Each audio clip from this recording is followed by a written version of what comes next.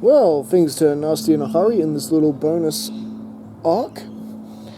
Hey guys, DB Right here, and today, back with What If Sailor Moon was in Dragon Ball Z, and I know we're all anxious to get into the Tournament of Power, which, at least some of it should be coming up in this video, but first, I did promise you guys a little bonus arc, and by that, I'm pretty sure this actually happens before the Zamasu arc. I just sort of forgot about it. I had plans to do it, but just sort of forgot about it. So we're having it now. And well, it all started with Goten and Trunks being their normal selves. However, little Homaru, the daughter of Gohan and Chibiusa, was also playing around. And, well, Minaka had to appear delivering some of that delicious otherworldly dessert that Bulma has been enjoying as of late. And, well, Trunks and Goten, being curious little boys, decided to take a look at the space truck. And, well, little Homaru, being a young, impressionable toddler, decided to, well, tag along as well. And so, just like in the original, Monaco then gets back in his truck and drives off, unaware that there are, in this case, 3 stowaways in the back of his truck. And well, as he makes his stop on his next delivery, he gets the surprise of his life that there are 3 Saiyan children. Well, I suppose Homaru is quarter Saiyan, but still, hey, she has a tail. Just has Usagi and Chibiusa's bun heads, and their hair's black, and her hair's black. Little baby Homaru already flying around, and well, the latest stop, well, there's been some trouble going on, some bad guys trying to harness a dark power of some sort.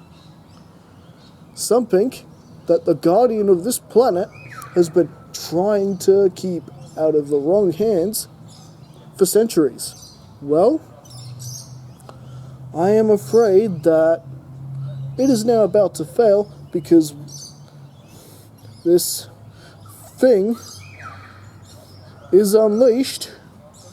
And well, meanwhile, with Bulma realizing what has happened, thanks to some security footage of Capsule Corp, we've got Jaco along with Vegeta and Salem Mercury, who also just happened to be there at the time, on their way to retrieve the children. Vegeta and Mercury, yes, an unlikely pair indeed. And, well, as they do land in an attempt to rescue everybody, both Mercury and Vegeta end up being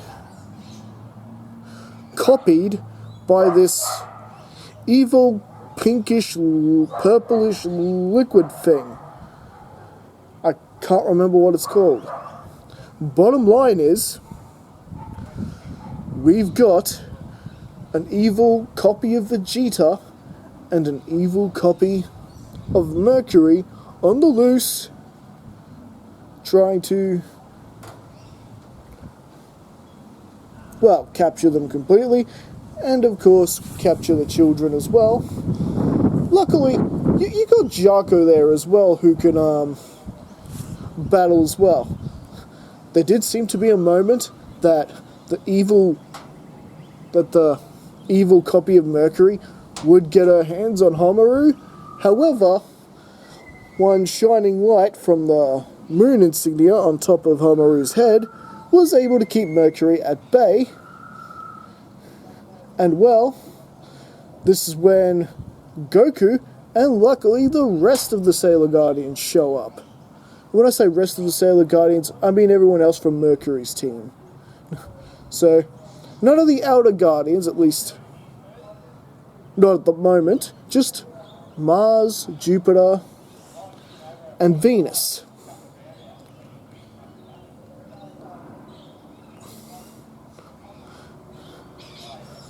And well, as for Chibiusa, do they know that their child's gone missing? No. Usagi's being Usagi about it, or rather Neo Queen Serenity is being Usagi about it, and trying to keep it under wraps. You know, can't have Chibiusa thinking that Usagi is an irresponsible grandparent. And, so we've got, the Sailor Guardians taking on the evil Salem Mercury while Goku and evil copy Vegeta are going at it, like in the original. Now, you're probably wondering, why did I want to do this so bad?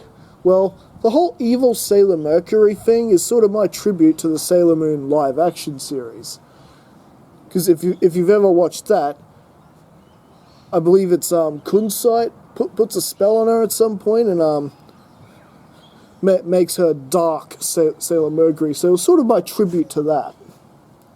Because that wasn't a bad show either. At least in my opinion. Anyways, the bottom line is, the Sailor Guardians are having a hard time beating Mercury, or Dark Mercury.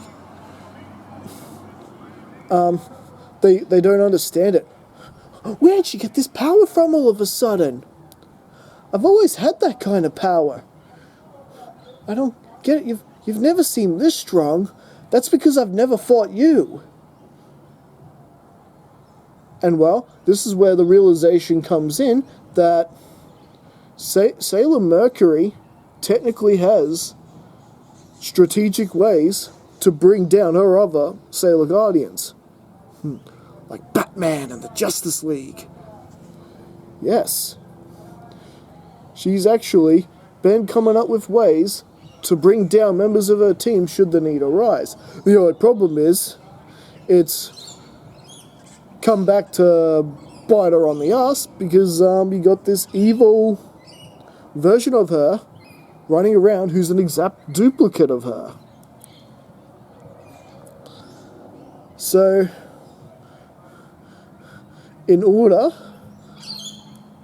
for the Sailor Guardians to actually beat Mercury, they gotta not hold back.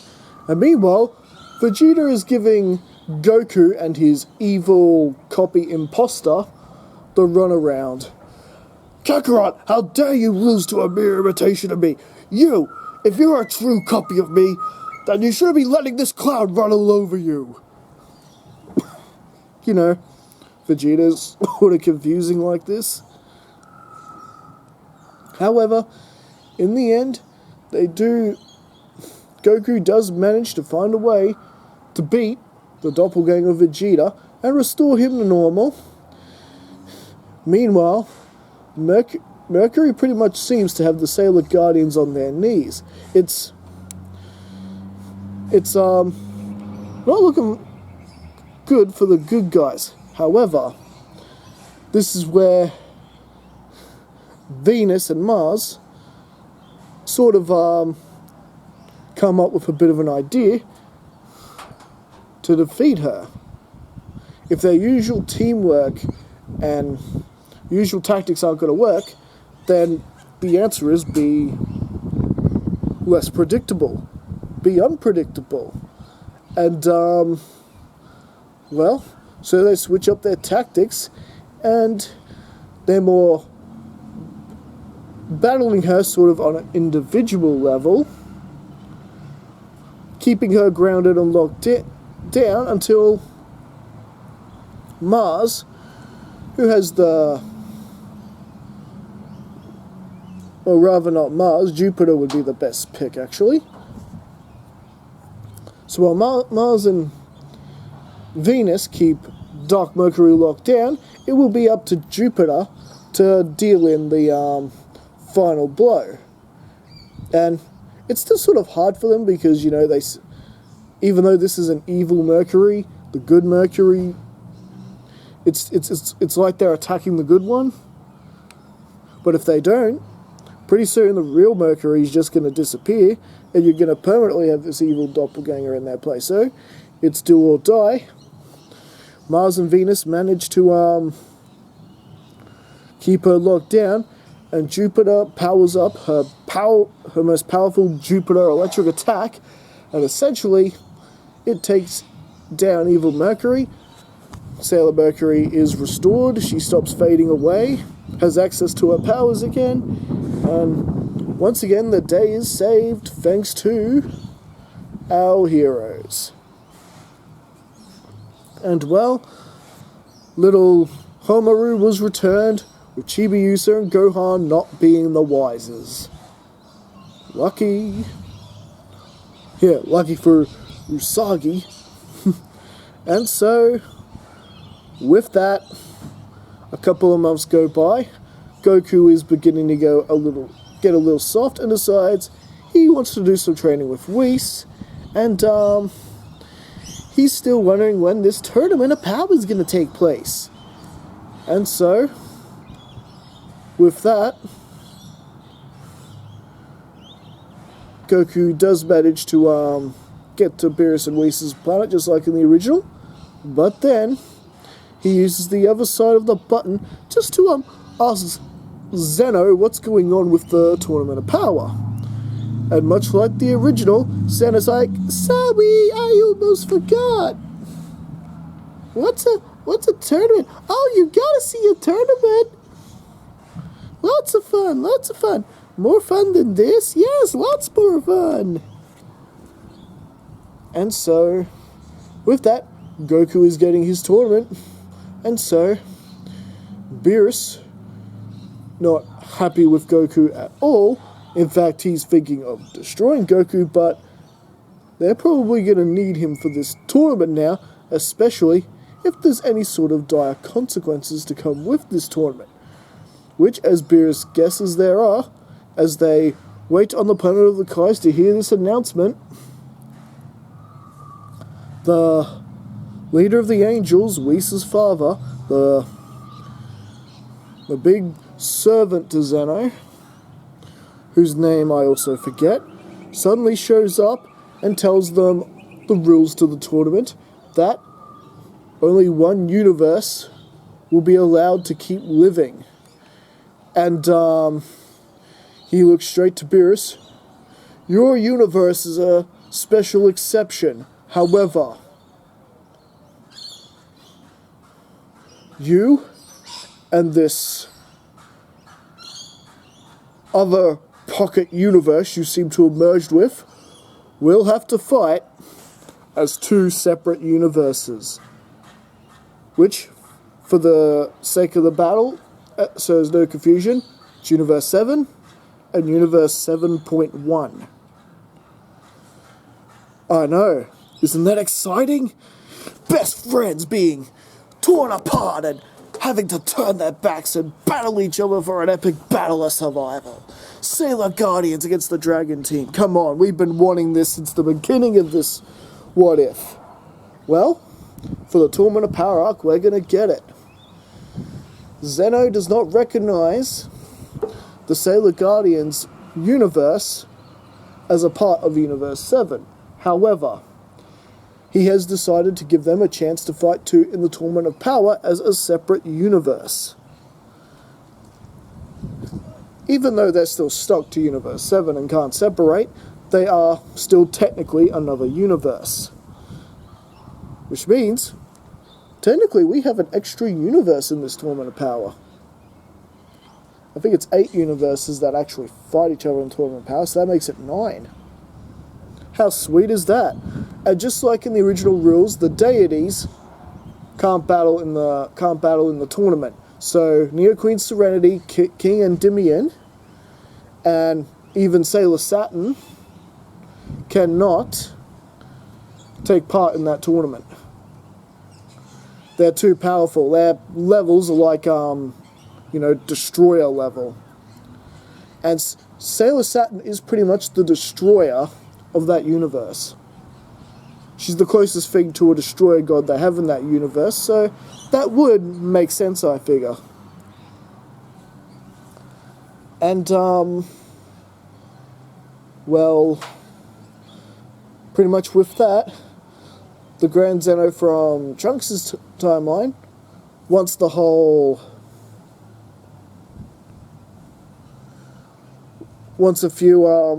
an exhibition tournament between, is it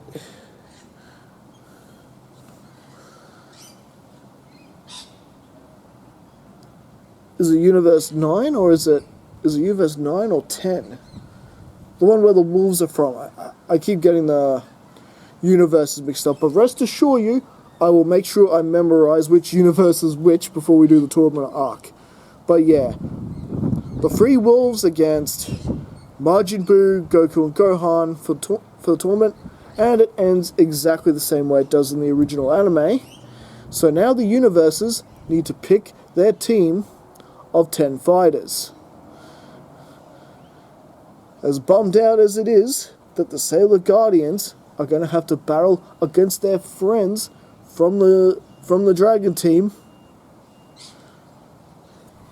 like I said, let's face it, this is awesome. So, who will the 10 of each universe be? That's where we're going to leave things for right now, and we will get back into that next time. Catch you later. Have a good one.